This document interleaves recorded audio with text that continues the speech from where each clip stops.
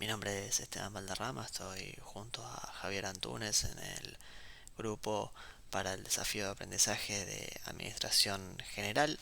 Esta es la presentación del análisis del caso de El gusto es mío y la escuela que tenemos asignada es Teoría de los Sistemas. El contenido de la presentación tiene que ver con lo que hablábamos recién, teoría general de los sistemas, y está dividida en dos partes. Por un lado, las ideas principales de la escuela asignada con todo lo que es la parte teórica, y por otro lado, la aplicación de estas ideas al caso de estudio de El gusto es mío. Vamos con las principales ideas entonces de la teoría general de los sistemas. Entonces, como introducción, podemos ya retrotraernos a la época de Descartes, en donde en ese momento se creía que el sistema se podía dividir en dos partes. Por un lado, lo que son los componentes individuales para analizarlos por separados, y también componentes que se encuentran linealmente ubicados para describir el sistema completo. Pero después, más adelante, ya recién en 1928, Ludwig von Bertalanffy propone la teoría general de los sistemas, en donde él plantea que ambas suposiciones estaban equivocadas, que en realidad el sistema se caracteriza por las interacciones de ambos componentes, no de la linealidad o de los dos componentes por separado, sino que se tienen que ver como un todo, como algo completo. Dentro de las definiciones de la teoría general de los sistemas, podemos mencionar por lo menos tres de los autores más célebres. Por ejemplo, tenemos a von Bertalanffy, que menciona que es el sistema que nos permite comprender plenamente el fenómeno en su totalidad, para poder observarlo desde un nivel superior, ¿no? Tener una perspectiva holística. Después lo tenemos a Thomas Kuhn, que él define a esta teoría general de sistemas como que sirve para conocer una parte de un sistema que nos permite saber algo sobre otra parte. Y por otro lado, Kenneth Wilding, que lo enfoca desde el lado de que esta teoría es un nombre que se utiliza para describir un nivel de construcción de modelos teóricos que se encuentra entre las construcciones de las matemáticas puras y las teorías específicas de disciplinas especializadas. Ahora, definiendo qué es un sistema, podemos decir que von Bertalanffy dice que el sistema es como un todo organizado complejo, o que es un conjunto o combinación de cosas o partes. Después, por ejemplo, eh, George Brasiler nos menciona que un sistema es un todo organizado que está compuesto por dos o más partes, componentes o subsistemas, y está delineado por límites que se pueden identificar dentro de su ambiente o de su suprasistema. Después Sench nos menciona que un sistema es una totalidad percibida cuyos elementos se aglomeran. Entonces, habiendo definido qué es un sistema, podemos decir que tiene tres premisas básicas. La primera es que los sistemas existen dentro de sistemas, y que cada sistema existe dentro de otros sistemas más grandes. Después, la segunda premisa es que los sistemas son abiertos, o sea que se caracterizan por un proceso de intercambio con su entorno, y cuando ese intercambio cesa, el sistema se termina desintegrando. Y por último, la tercera premisa tiene que ver con que las funciones de un sistema dependen de su estructura. Entonces, si lo aplicamos a la empresa, podríamos decir que la empresa se ve como una estructura que se reproduce y se visualiza a través de un sistema de toma de decisiones, tanto sean esas tomas individuales o colectivas. Y también podemos decir que podemos ver a esta teoría, o a la empresa, perdón, como un sistema social que reconoce que hay un sistema formal como informal dentro de un sistema total que está integrado entre sí.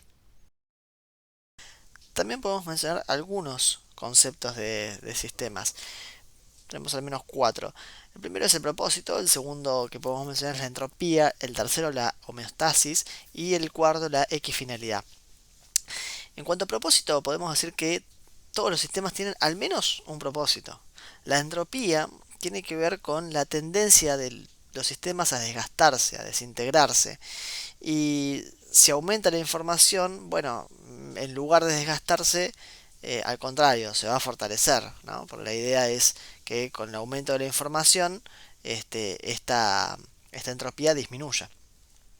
Después, como tercer concepto que dijimos, la homeostasis, podemos decir que es el equilibrio dinámico entre las partes del sistema. Y como cuarto concepto, la equifinalidad tiene que ver con que se puede alcanzar el mismo estado, la misma meta, si se parte de diferentes condiciones iniciales y siguiendo distintos itinerarios. No siempre tenemos que salir del mismo lugar para alcanzar el objetivo. Entonces, con estas definiciones ahora podemos empezar a pensar a la empresa como un sistema, ¿no? Que tiene que tener al menos cuatro elementos básicos para que funcione. El primero es entradas o suministros, el segundo procesamiento, el otro es salida o producto y el último es la retroalimentación. En cuanto al primero, entradas o suministros, ¿qué son las entradas? Bueno, las entradas son las que proporcionan al sistema los recursos que se necesita para llevar a cabo la misión de la empresa.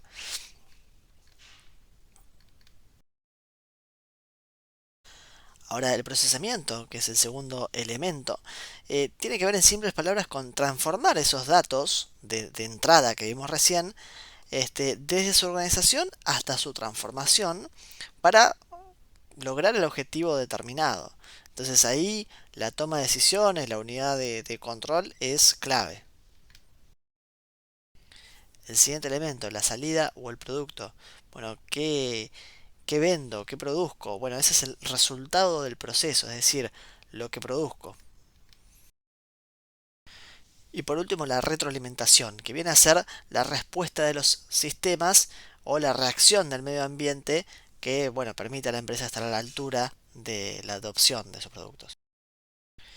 Entonces, haciendo un repaso de lo que vimos recién y viendo a estos elementos como un todo, podemos dar algunos ejemplos, que las entradas se componen del personal, del financiamiento, de los insumos, de los materiales, de la legislación. Después pasamos al proceso, pasamos a las salidas, que tienen que ver justamente con lo que veíamos, los productos, las utilidades, las ventas, el personal capacitado. Y por último tenemos a la retroalimentación, y esto es un circuito, ¿no? Es un proceso que no tiene fin.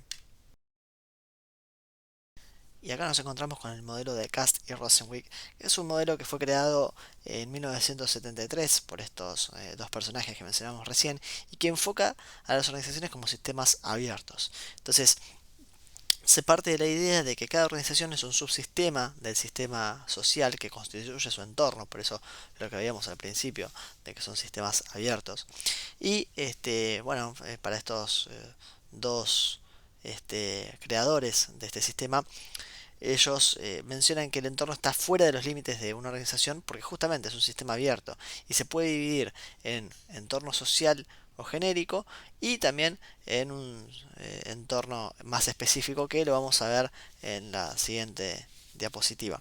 Pero digamos, el entorno empresarial es diferente y único para cada organización. Entonces esa distinción con el entorno social no siempre es clara porque bueno, a veces tienen ciertos elementos en común. Entonces, dentro de este entorno genérico, general o social, podemos mencionar distintas variables, como por ejemplo la política, la cultura, lo legal, lo físico, lo económico. Y en el entorno específico, podemos mencionar lo que tiene que ver con la organización directamente, como ser por ejemplo los competidores, los proveedores, los sindicatos, los grupos de interés, los socios, los clientes, el gobierno. Bueno, en eso se diferencian estos dos entornos tal como se puede ver en la diapositiva. Entonces, ¿qué podemos concluir? Bueno, al menos podemos extraer tres conclusiones. La primera es que el éxito de cualquier organización depende de la interacción o interdependencia entre los subsistemas, es decir, la sinergia, la interacción entre los componentes internos. La segunda conclusión tiene que ver con que esta teoría general de los sistemas, o teoría, perdón, de los sistemas generales, analiza el conjunto y las interacciones internas. Entonces, de esa manera, eh, puede ser una buena herramienta para explicar los fenómenos que ocurren en la realidad de una organización. Y por último, que el administrador tiene que considerar estas interrelaciones en las etapas del proceso administrativo y las dinámicas del entorno en que se desenvuelve la empresa. pasando entonces al análisis específico del desafío, a nosotros nos tocó el caso de la empresa El Gusto es Mío, así que lo vamos a analizar. No vamos a leerlo todo porque es muy largo, pero básicamente se trata de una empresa que fue fundada hace 5 años, una empresa bastante joven, fue fundada por dos amigas llamadas Ana y Camila. Y bueno, arrancaron tomando pedidos desde su casa. La empresa se dedica a la venta de comidas congeladas. Tiene clientes como supermercados, minimercados, drugstore. Entonces, bueno, la empresa fue creciendo rápidamente. Las dueñas fueron incorporando empleados.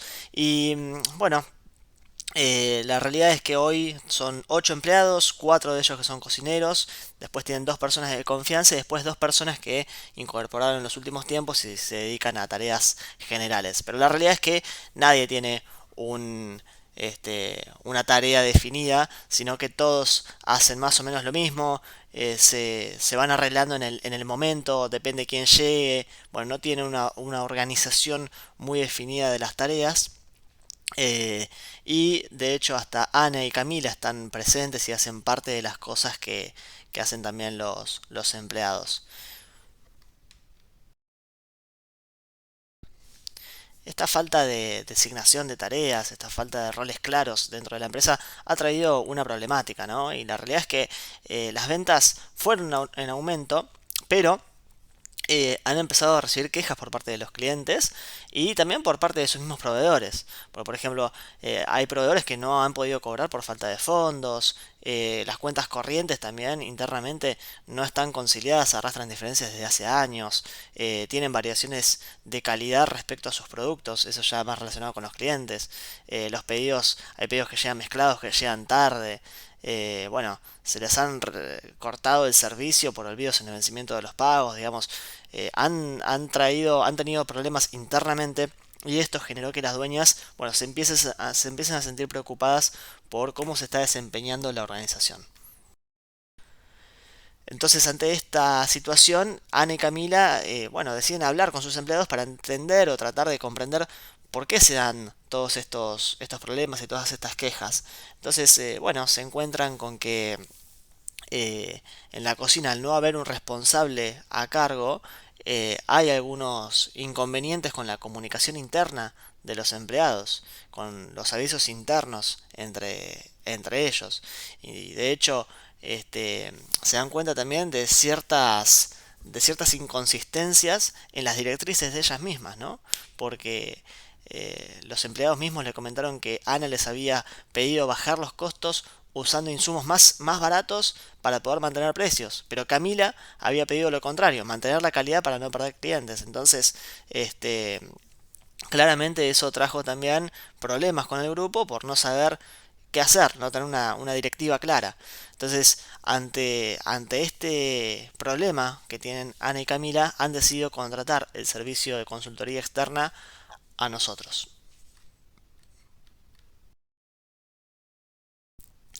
Entonces nosotros como consultores externos y dando el enfoque hacia la teoría de los sistemas que vimos recién, decidimos abordar esta problemática de la siguiente manera. Entonces, como nosotros entendemos que la empresa funciona como un sistema, hay que entender cuáles son las necesidades de una empresa. Entonces, para eso se tiene que saber escuchar. Y para escuchar hay que interactuar y para interactuar hay que ver a la empresa como un sistema de organización.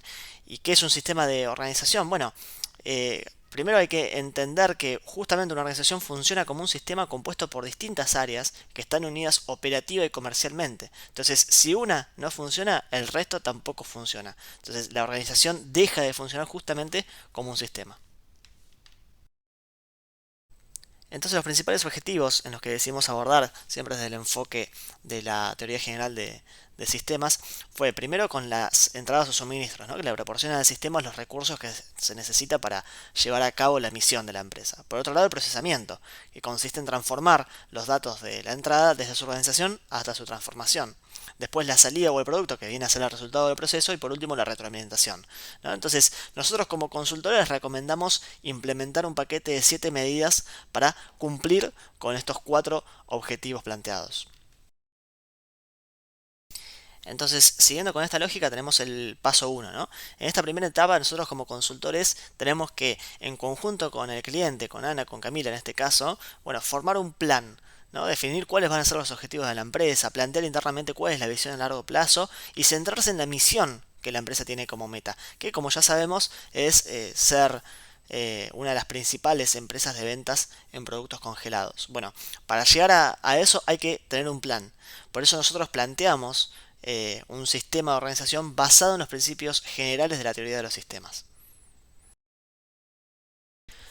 Entonces, las primeras dos medidas que nosotros creemos que son la base que van a empezar a ordenar todo el resto son, como primer punto, hacer un relevo de toda la cadena de procesos que están involucrados desde que se toma un pedido hasta que llega a manos del cliente. De esa manera nosotros podemos entender lo que decíamos recién, a la empresa como un todo, como una organización en la que intervienen distintas áreas. Por otro lado, como segunda medida, bueno, dejar en claro qué funciones van a tener Ana y Camila como directoras de la empresa, para que de esa forma cada una se concentre en supervisar lo que es de su incumbencia, pero también lo que cada una es buena. ¿Por qué? Porque como vimos anteriormente, una de las problemáticas fue que entre ellas se contradijeron, dieron directrices contrarias entre sí. Entonces Ana, que por lo que vimos es más pendiente de los costes y tiene una beta quizás un poco más comercial, más económica, puede encargarse de esas funciones, de las funciones administrativas y comerciales, como puede ser el recibo de los pedidos, la facturación, el control de las cuentas corrientes, los proveedores, el marketing, los nuevos clientes. Y Camila, que quizás está más enfocada en lo que es el producto y en la parte operativa, se puede encargar justamente de eso, de supervisar operativamente las tareas. Es decir, los menús, de qué, cómo va a estar organizada la cocina, cuáles van a ser los procesos de cocción, el empaque, el control de calidad, los envíos. Bueno, nosotros creemos que ambas tienen que ordenarse en ese sentido, de tener, de supervisar a la empresa, no quizás estar tanto en el día a día, pero sí tener, digamos, como una supervisión clara de qué es lo que va a ver cada una. Entonces, el segundo objetivo es el procesamiento, ¿no? El procesamiento incluye atraer a las personas a la organización, especificar qué van a hacer cada uno, agrupar esas tareas en unidades de trabajo y en base a eso, bueno, asignar esos recursos a esas áreas para que entonces tanto personas como tareas o cosas empiecen a funcionar juntas.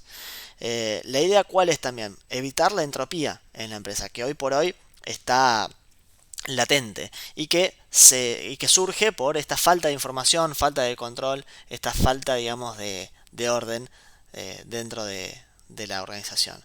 Entonces, relacionado con eso, ¿cuál es la tercera medida que nosotros recomendamos? Bueno, hacer un estudio sobre la cantidad de empleados de la empresa, cuáles son sus títulos obtenidos, qué experiencias previas tienen, las habilidades que tiene cada uno, cuáles son las funciones en las que se desempeña mejor. Si tenemos ya quizás un archivo, un legajo de los empleados con sus currículum y demás, eso es muy fácil de hacer.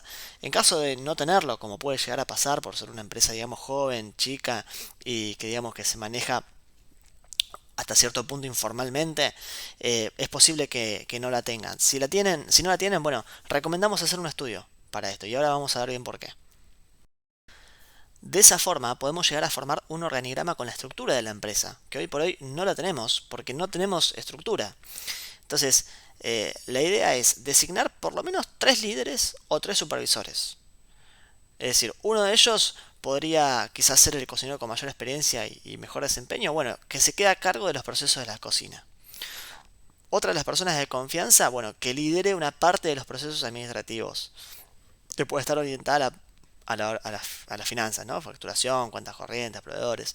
La otra persona de confianza podría liderar quizás la parte administrativa, que está orientada a las tareas un poco más generales o más del día a día, como el recibo de pedidos, los nuevos clientes, y quizás el marketing también. Y para una segunda etapa, que ya lo vamos a ver después, el seguimiento de los clientes. Entonces, el resto del personal va a actuar bajo la dirección de esos líderes, cada uno con sus responsabilidades claras y definidas. Entonces, viene a ser algo piramidal, ¿no? Ya vimos antes que Ana y Camila, que son las dueñas, la cabeza de la empresa, tienen que tener en claro qué va a hacer cada una, de qué se va a encargar cada una. Y de ahí para abajo, bueno, nombrar líderes que también tengan responsabilidades claras, junto con empleados que van a seguir, digamos, sus directrices, sus órdenes. Y en relación a ese punto también, se tiene que establecer un horario de llegada y un horario de salida para que, digamos, la organización de las tareas funcione correctamente, ¿no? No que, bueno, el primero que llega se pone a hacer lo que no hace el otro o lo que no hizo el otro porque llegó tarde. No, tiene que haber un horario de llegada, un horario de salida para que, bueno, que las responsabilidades de cada uno se cumplan. El tercer objetivo, que es la salida o el producto. ¿En qué nos vamos a concentrar acá? Bueno, en los objetivos de la finalidad del producto. Es decir, acá vamos a definir cuál es la mejor estrategia para posicionar nuestro producto en el mercado. Desde el análisis, el estudio del mercado en relación a la necesidad del cliente, las variables de venta. De esta forma nosotros vamos a poder tener un objetivo claro y no desviarnos de él. Entonces, siendo más específicos hacia la problemática que tenemos en la organización, nosotros recomendamos como cuarta medida relevar qué producimos y qué vendemos, qué es lo que más sale. ¿Por qué? Porque de esa manera vamos a establecer una línea de productos estandarizada que nos va a permitir conocer qué materia prima necesitamos tener siempre disponible, lo más indispensable para fabricar nuestros productos sin que no haya ingredientes, como ocurrió antes. Por faltante de ingredientes hubo inconvenientes después con la calidad. Entonces, para que eso no ocurra, estandaricemos la línea de productos que vamos a vender para que de esa manera sepamos bien cuáles van a ser las materias primas que necesitamos tener siempre a mano. Como quinta medida, bueno, quizás sería conveniente evaluar los costes de tener a alguien que se encargue únicamente de las compras, tanto sean directas o indirectas. Directas en el sentido de lo que sean materias primas, bueno, todo lo necesario para producir, e indirectas, que sea todo lo necesario para operar, es decir, el backup. Quizás sería bueno ver si podemos o contratar a alguien directamente para ello o que lo haga una persona externa, alguien tercerizado, que se encargue únicamente de las compras. Y como sexta medida, si sugerimos, realizar un estudio de consultoría con una empresa de marketing especializada. Esto a fin de potenciar ventas, posicionar a la compañía en el mercado y bueno, empezar a hacerla un poco más conocida y que tenga un lugar dentro del mercado.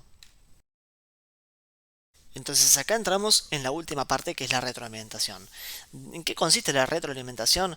Bueno, en ver que todo se haga conforme a lo que fue planeado y organizado. Recién mencionamos 6 medidas. Bueno, la idea de esto es poder identificar los errores, identificar los desvíos, con el fin de corregirlos y evitar que vuelvan a ocurrir. Para eso hay que controlar y ver cuáles son las principales cosas a corregir para poder funcionar mejor. Entonces, sería importante implementar un sistema de control de seguimiento de la mercadería, realizar balances de estados contables, controlar los pagos a los proveedores, hacer un seguimiento de las entregas a los clientes. Y para eso hay que hacerlo con un sistema que nos permita hacerlo de una manera eficaz y dinámica. Entonces, ¿cuál es la séptima medida que sugerimos realizar? Bueno, implementar tecnología. Implementar tecnología que nos permita tener este control del que hablábamos recién para poder obtener un seguimiento sobre los procesos. Y para eso recomendamos, y ahora sí siendo más específico, recomendamos al menos implementar 4 herramientas tecnológicas. Por un lado, un sistema de software que tome los pedidos de los clientes más grandes y más frecuentes, como pueden ser supermercados, mini mercados, drugstore, digamos, empresas. Entendiendo que el gusto es mío, es una empresa todavía chica y que está en crecimiento, recomendamos algún sistema de bajo coste. No hace falta algo eh, demasiado corpulento. Quizás algo de bajo coste como una herramienta llamada Jira o incluso algo gratuito como Google Forms sería suficiente. La siguiente herramienta que recomendamos implementar es un chatbot de WhatsApp, algo que también es muy barato, es muy sencillo, que lo que hace es tomar los pedidos de los clientes finales, quizás los más chicos, no los grandes, como las empresas que mencionábamos recién, sino los clientes más chicos, los que no son tan recurrentes, que son más puntuales, y que tome esos pedidos, pero de manera más automatizada, que los vaya guiando con un menú automático. Por otro lado, sí recomendamos también, como una tercera herramienta a implementar, un sistema de encuestas. Quizás puede ser vía mail, vía telefónica, hoy también se usan mucho las redes sociales, que lo que haga es enviar encuestas o consultas en forma periódica a los clientes sobre la calidad del servicio. Podría preguntar, por ejemplo, cómo fue el tiempo de llegada, si lo que llegó era lo que pidió, si fue tratado con amabilidad por los empleados, si tiene alguna queja o alguna sugerencia para dejar. Eso automáticamente nos va a permitir tener un sistema de reportes y vamos a poder ver en qué puntos estamos fallando. Si quizás tenemos que mejorar en los tiempos de entrega de los productos, si tenemos que mejorar en cómo los estamos entregando, o si tenemos que mejorar quizás en cómo estamos tratando a los clientes. Bueno, eso nos va a automáticamente dar una reportería y con eso vamos a tener mucho más control sobre el proceso que estamos mencionando.